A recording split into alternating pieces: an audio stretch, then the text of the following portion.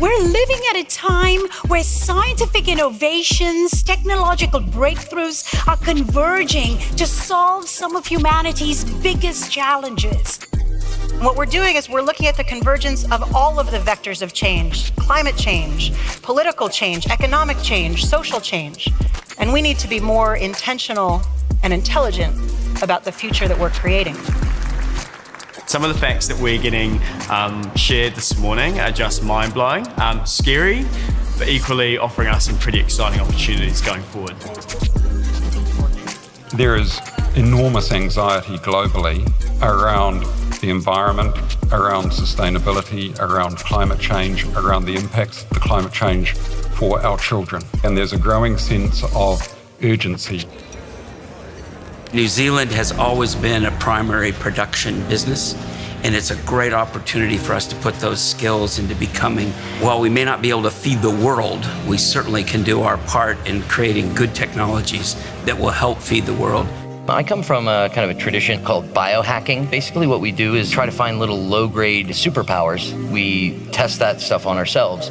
At a global level, there's a mismatch between what we should be eating and what we're producing. If 50% of food waste is reduced by 2050, avoided emissions could be 26 gigatons of carbon dioxide.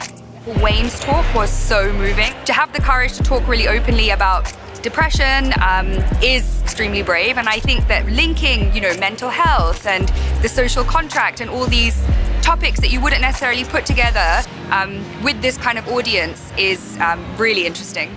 When someone buys my milk, I want them to hear and see this story of what we've been through to make that milk.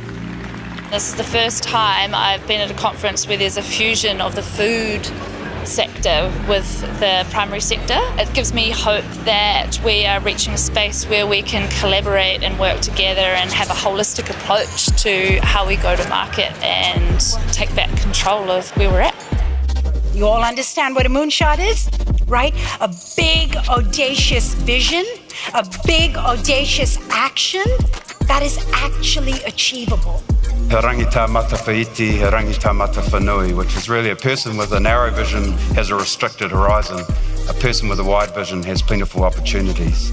That's that old adage, if not you, then who? And if not now, then when?